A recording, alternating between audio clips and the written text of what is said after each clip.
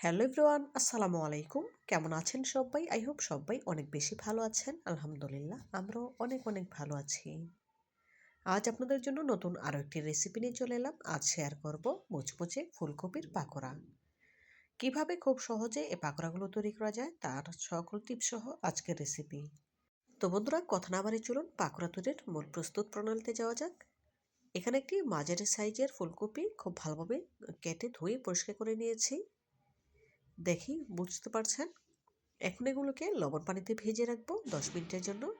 নিয়েছি পর্যাপ্ত পরিমাণে পানি, তার সাথে অ্যাড করে দিয়েছি হাফ টেবিল চামচ লবণ। খুব ভালোভাবে লবণটা গালিয়ে নিয়ে এর সাথে ফুলকপিগুলো অ্যাড করে দেব। লবণটা গলে গিয়েছে, এখন ফুলকপিগুলো দিয়ে দিচ্ছি। লবণ পানিতে ফুলকপি ভিজে রাখার কারণে ফুলকপিতে যদি কোনো পোকামাকড় থাকে সেটা বেরিয়ে আসবে। 10 মিনিট রেস্ট রেখে দিলাম। 10 মিনিট পর ফিরে এলাম। দেখুন এই পর্যায়ে পানি থেকে ফুলকপিগুলো তুলে নেব। সবগুলো ফুলকপি পানি থেকে তুলে নিয়েছি। এখন এর সাথে কিছু মশলা অ্যাড করে নেব। প্রথমে দিচ্ছি 1 চা চামচ আদা বাটা, 1 চা চামচ রসুন বাটা, 1 চা চামচ লাল মরিচের গুঁড়া, 1 চা চামচ হলুদ গুঁড়া, হাফ চা চামচ সাদা গোলমরিচের গুঁড়া, হাফ চা চামচ লবণ, 2 টেবিল চামচ টমেটো সস। এখন সবগুলো উপকরণ ফুলকপির সাথে খুব ভালোভাবে মেখে নেব। মাখামাখির এই কাজটি অবশ্যই হাত দিয়ে করে নেবেন। দেখুন আমি হাত দিয়ে খুব ভালোভাবে মেখে নিচ্ছি। এভাবে করে মেখে নিলে সবগুলো ফুলকপিতে মশলা সমানভাবে লাগবে। দেখুন খুব ভালোভাবে মেখে নেওয়া হয়ে গিয়েছে। এখন এই ফুলকপিগুলো রেস্টে রেখে দেব 15 মিনিটের জন্য। 15 মিনিট পর ফিরে এলাম। এখন এর সাথে অ্যাড করে দিচ্ছি হাফ কাপ বেসন, 1/3 কাপ চালের গুঁড়া। আমি এখানে বেসন আর চালের গুঁড়া দিয়েছি, তবে আপনারা চাইলে বেসনের পরিবর্তে হাফ কাপ ময়দা দিতে পারেন, আর চালের গুঁড়ার সাথে 1/3 কাপ কর্নফ্লাওয়ার দিতে পারেন। দেখুন খুব ভালোভাবে মেখে নিচ্ছি, আর অল্প অল্প পানি দিয়ে আমি খুব ভালোভাবে মেখে নেব।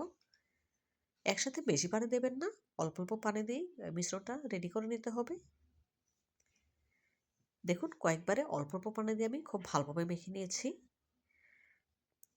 এখন আপনাদের দেখে দেব ব্যাটারটা কতটা পারফেক্ট হয়েছে। ফুলকপির গায়ে কিন্তু খুব ভালোভাবে লেগেছে। এখন এগুলো সরাসরি ভাজার জন্য চুলায় চলে যাব। চুলা একটি প্যানে পর্যাপ্ত পরিমাণে তেল দিয়ে গরম করে নিয়েছি। এখন এক এক করে ফুলকপির পাকোড়াগুলো ছেড়ে দিচ্ছি। তেলটা অবশ্যই পুরোপুরি গরম থাকতে হবে। ফুলকপিগুলো ছাড়ার পর গ্যাসের ফ্লেম মিডিয়াম হিটে করে দিতে হবে। তো বন্ধুরা, ভিডিওর এই পর্যায়ে আপনাদের কাছে ছোট্ট একটি রিকোয়েস্ট রইল, যারা এখনও পর্যন্ত আমার ভিডিওটি দেখছেন একটি লাইক দিতে ভুলে গিয়েছেন, প্লিজ একটি লাইক দিয়ে ভিডিওটি কন্টিনিউ করবেন। আর যে সকল বন্ধুরা আমার চ্যানেলে নতুন ভিজিট করেছেন, রেসিপিটি ভালো লেগে থাকলে প্লিজ চ্যানেলটিতে সাবস্ক্রাইব করে পাশে থাকা অল নোটিফিকেশনে ক্লিক করে দেবেন। এতে করে আমি যখনই কোনো নতুন রেসিপি আপলোড করবো সবার আগে আপনার কাছে পৌঁছে যাবে। এই কাজটি যারা অলরেডি করিয়েছেন আপনাদেরকে জানাই অসংখ্য ধন্যবাদ। দেখুন এক পাশ যখন কিছুটা ভাজা হয়ে এসেছে তখন পাকোড়াগুলো উল্টে দিচ্ছি।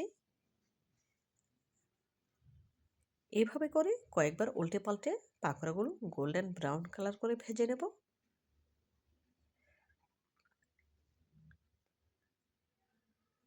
দেখুন পাকোড়াগুলো আবার উল্টে নিচ্ছি।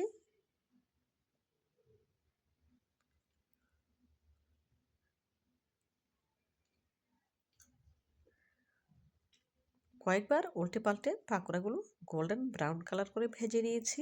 দেখুন পাকোড়ার কালার কিন্তু একদম গোল্ডেন কালার হয়ে গিয়েছে। এখন একটি স্ট্রেনারে তুলে এক্সট্রা তেল ঝরিয়ে নেব।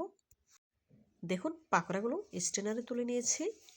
এখন তেল ঝরিয়ে একটি কিচেন টিস্যুর উপরে নিয়ে নেব, এতে করে কিচেন টিস্যু এক্সট্রা তেল শুষে নেবে। একই প্রসেসে বাকি পাকোড়াগুলো ভেজে নিয়েছি।